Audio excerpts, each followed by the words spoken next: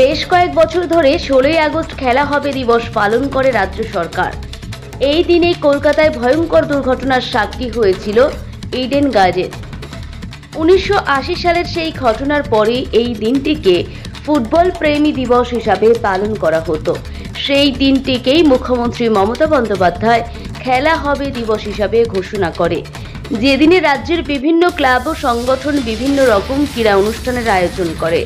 এবারও রাজ্যের যুব কল্যাণ ও ক্রীড়া দপ্তরের উদ্যোগে পালিত হয় খেলা হবে দিবস।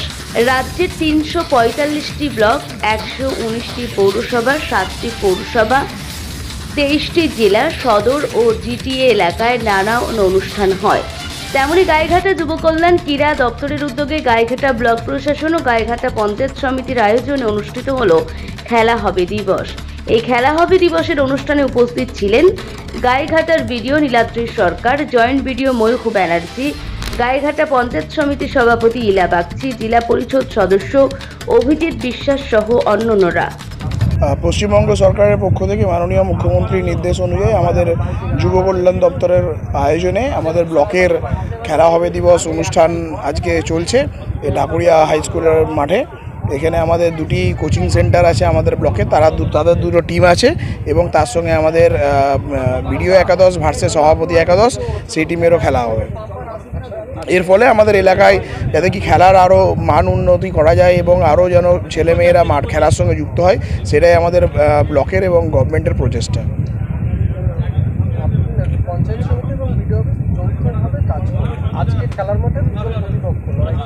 এটা তো আমাদের ফ্রেন্ডলি ম্যাচে লড়াই নাই, ফ্রেন্ডলি ম্যাচে অংশগ্রহণ করাটাই মূল কথা। মধুবাবু যেরকম আজকে 65 বছর বয়সেও মাঠে নামছেন এবং সেখান থেকে সব থেকে ছোটো প্লেয়ার আমাদের অনিস হবে হয়তো 30-25 বছরের ছেলে। এই যে 40 বছরের গ্যাপ, এজ গ্যাপের মধ্যেও আমাদের প্লেয়ারদেরকে দেখতে পাওয়া যাবে আজকে। আজকে খেলা দিবস আমাদের মাননীয় মুখ্যমন্ত্রী আমাদের এই খেলা দিবস 2020 সালে উনি শুরু করেছিলেন। সেই দিন কিন্তু আমি সাংগঠনিক জেলার মহিলা সভানেত্রীও হয়েছিলাম। তো আজকে 5 বছর পূর্ণ হলো এবং আমাদের যে খেলা দিবসে আজকে